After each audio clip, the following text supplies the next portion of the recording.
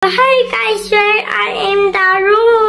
Noong araw na nga tayo magbabiyahe papuntang bukid, pero bago ang lahat ay gagamutin muna natin si Matite. Bakasyon kasi kami sa Pilipinas at pagdating namin nung nagbiyahe kami ay na-nosebleed na siya. Saka nga ako, bakit laging na-nosebleed si Matite nung nasa Pilipinas kami? Kasi hindi lang isa or dalawang bisis. Then pagdating na naman namin dito sa Poland ay almost everyday talaga siyang nag-nosebleed. Kaya nag-aalala na talaga ako ng to the highest level. Research nga ako una sa Google kung normal lang ba ito, but nung nagsunod-sunod na talaga yung kanyang nosebleed ay hindi na talaga ako mapakali at nag-order na talaga kami ng doktor. Appointment nga kami sa special doctor para sa ear, nose, and throat, yung kanyang mga inaasikaso. Noonan nga siya ng test ng kanyang laryngologist, then after 1 week ay na-receive namin via email yung kanyang resulta, and then bumalik na naman kami sa doktor ni Matiti. Kaba nga ako, baka anong sabihin ng doktor, but anyway, sabi nga niya ay normal lang daw manunosebleed pag nagkaka-runny nose. Ito na nga, pagkatapos ng aming medication station doon sa taas, ay dito na naman tayo sa aming altar. Kung nga ako, habang kinakausap ni Matiti si Papa God, sabi nga niya ay pwede ba daw silang maglaro dalawa. Kung nga nilagay yung aming altar sa taas ng fireplace. Every time na bumababa ako ay una kong sinisindihan itong mga kandila bago ako magre-relax. Of course, isa sa mga dahilan bakit ako nagsisindi ay dahil nga gusto ko rin si Matiti na matutong magdasal. Mga edad ni Mat ngayon ay sumusunod na siya, guys, kung anong gusto kong ipagawa sa kanya. Lagi no, but nakakaintindi na siya sa mga bagay-bagay. Kaya this time talaga yung bet ko na time na ituro kung anong gusto kong ituro sa kanya. Kung dapat puro laro, kailangan may time din sila magdasal. At tapos ka naming nagdasal ay nag-additional impake kami dito sa aming mga pagkain. Hindi pwedeng lumaya sa bahay na walang dalang pagkain, o diba? Isang bag talaga. Tata na wag na daw ako magdala ng mga pagkain kasi nga kung saan kami pupunta ay makakabili din. Wala pa rin ako, guys, kasi iba pa rin yung meron kang pagkain na dala sa bag. Ito na nga rin ang kape si Tata para musiga yung kanyang mata, no? Dahil until now ay natiurok pa siya, guys. At gumising na siya at doon na naman siya tumambay sa kanyang toilet. Talagang ayusan itong si Indayo, napaka-reklamador. Mabuti pa itong si Matiti ay ang bilis-bilis lang. Of course, hindi lang dalawa yung ating bata for today's video. Nandito rin si Alex. Kailangan natin pakainin para hindi magre-reklamo mamaya. And bago tayo umalis ay buzog-lozog ang mga junakes para walang iyakan. Kaya lang din ako ng cream content. Then after that, chinek ko na itong si Tata dahil malapit na talaga yung 10 AM kasi yung aming labas. Sabi ko nga sa inyo from the last video na wala siyang space sa aming bagahe. Kaya heto, nagbag lang siya, guys.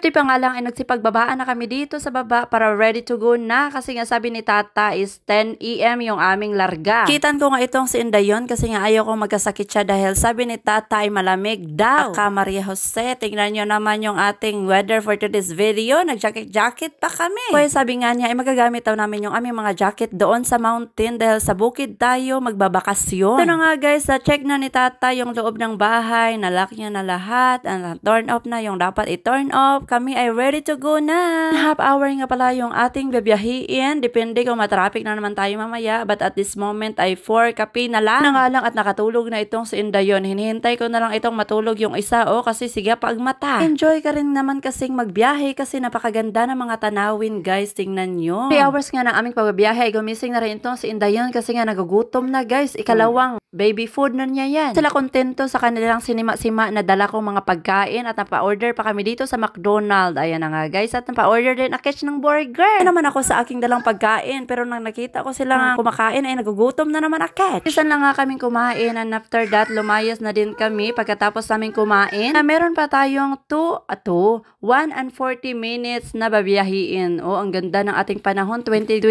degrees Celsius. Isa na nga ng ating driver din yung ating malaking window kasi nga para hindi tayo ma-blurred mamaya pag drive. It's on the way going to our hotel. Grabe, napakaganda yung mga tanawin. Tapos napaka-spacious pa nila dito. Lang din kasi yung kanilang populasyon. Tapos napakalapad nila, hindi more on mountain. Pero meron din naman silang mountainous area. Tingnan nyo naman, guys. Akala nyo sa atin lang Pilipinas merong bukid. Pero yung bukid nila dito ay dinadayo ng mga dayuhan. The second ride nga ay natulog na naman itong si Indayon. Ewan ko't lagi na lang siyang natutulog every time na nagbabiyahe kami. Ako na nga siya sa kanyang car seat kasi nagtatarantarom na siya for 30 minutes. Naawa naman akit. Napababayaan ko lamang. Ito na nga, guys. Nakarating na tayo sa Blue Skalarski ba yan? English pa ay Blue Mountain Resort itong hotel na ito. Palapad nga ng hotel na ito at yung kanilang per night ay tag 14,000 in pesos, no? But 6 nights tayo dito, guys, mag-stay kasama natin yung ating mga kapamilya.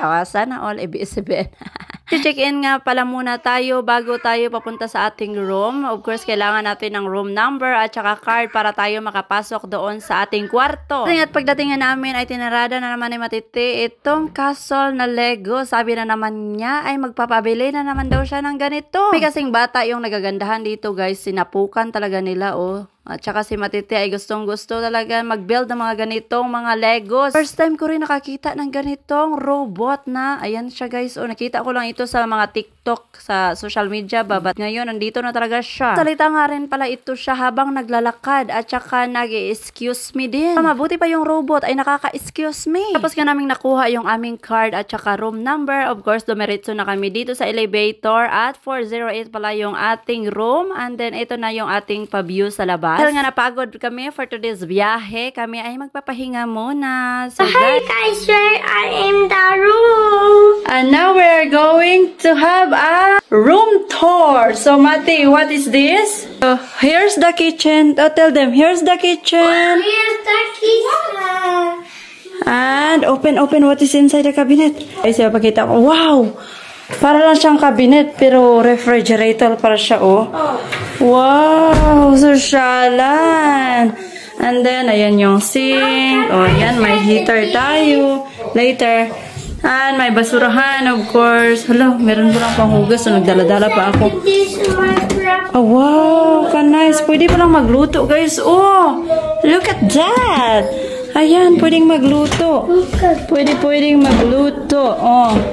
And then dito kay mga, wow, ang ganda ng kanilang mga coffee glass. Ayan, mga plates. And of course, in case of mag-smoking, ayan siya, ma-detect.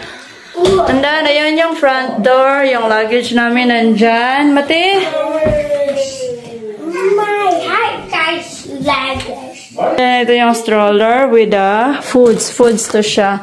And then ito na siya guys, yung malaking cabinet para sa aming mga balakbak. So ayan siya, empty pa dahil hindi pa ako nakapag-unpacking. And then andyan yung bathrobe, mga hanger for the jackets and everything. And then pero pwede din pala dito maghang, merong hanging sila. Pagpasok mo dyan, ayan na siya agad. Look at that. Ang laki-laki ng couch. Ayan, si Alexander. And then, ito yung malaking table nila. 4 na Ayan si Lily, oh. Nagkamang-kamang na. Ayan siya. Bed din to siya sa ilalim, guys. I-pull out nyo lang to siya. At pwede na yan siyang tulugan. And then, ayan siya. At ito na nga yung harapan ng couch. So, ayan yung harapan ng couch. Mamaya na tayo papunta doon. Ipapakita ko sa inyo dyan. Dito muna tayo. Balik muna tayo dito sa gilid ng kitchen. Ayan, gilid ng kitchen ay yung toilet na napaka-spacious. Ganda ng kitchen nila, besh. Kitchen ba? Uy, toilet. Ayan, ang ganda ng toilet. Merong, dito? Hair dryer. Ano ba ito na abubot? Hala, wala silang abubot, guys. Ito yung everyday na ba? And then, yung shower nila. Shower. And then, yung kanilang CR. Napakalinis. Malinis pa sa sa mukha. Sa mukha ni Jorlyn. Oh, napakalinis, guys. Oh, hugaw pa sa akong So, ayan na siya. Nakita niya na yung toilet. So, balik tayo dito. Yung couch. And this is our bedroom. Baby. Oh?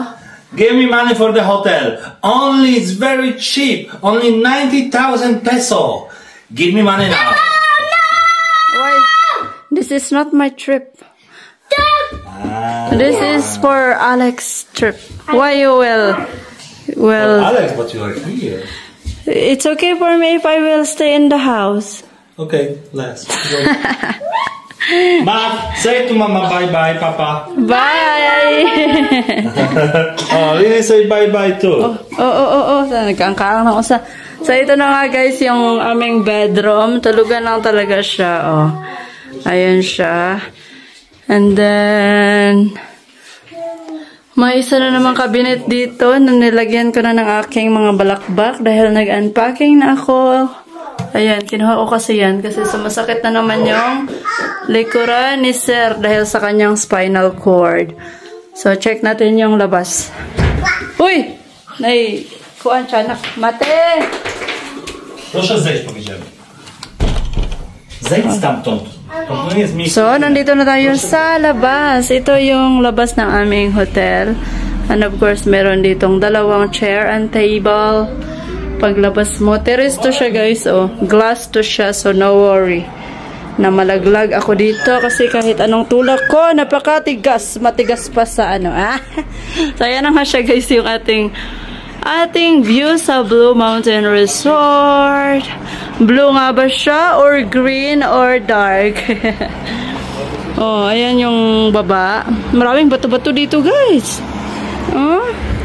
Tapos napakadaming nag-rent dito sa apartment na to kasi napakaraming nag-park. Lumaya. Nandito na si, Hoy, Tiyanak! Balik ka na sa loob! Balik ka na sa loob! Balik na tayo sa loob. How much per night this hotel? 14,000? 14,000 per night? Oh my God. With food. With food. And what do you have here? Free massage or what? I don't know. I don't ask yet. But what? You want happy ending? Ay, nako. So guys, 14,000 per night pala to siya. Tapos, kami, 6 nights kami dito. Kasi nga, para yung trip na ito ay para talaga sa aking But it's cheaper than Iot Park in Lapu-Lapu. What? J-Park?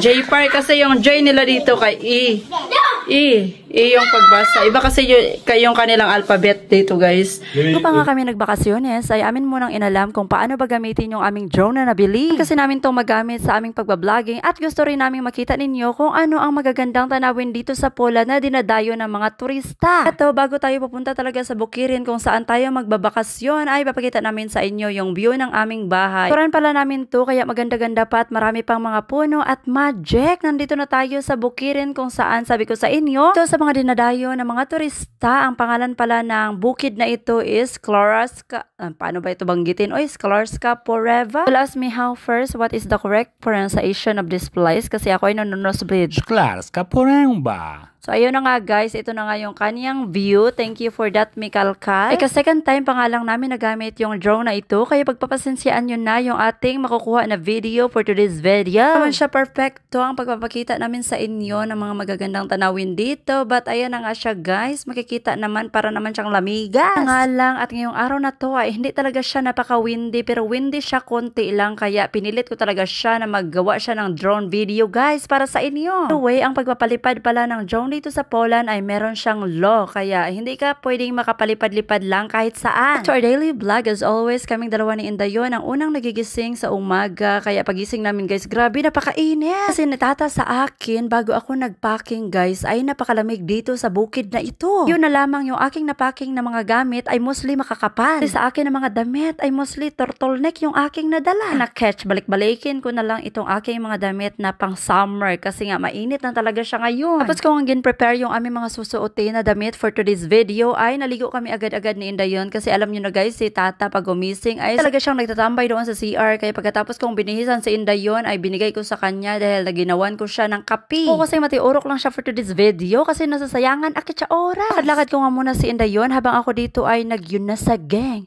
Tak-tak-tak-tak-tak-tak. Uri mo, Jeng. Tak-tak-tak-tak-tak-tak. Ako lang ba yung na-LSS sa trending natin ngayon kasi nga pagising ko pa lang yun na yung naririnig ko. Yayari, nahahalusination na ako guys. Actually, pagbukas ko sa Facebook or kaya sa TikTok, nakakasawa na. Isa pa, wala naman akong pan-trend sa trend na iyan kasi hindi naman ako marayon ng mag-makeup. Lang naman yung expert ako, kaya halina, kain na tayo guys. Breakfast muna for today's video bago tayo malifungan na. Charis.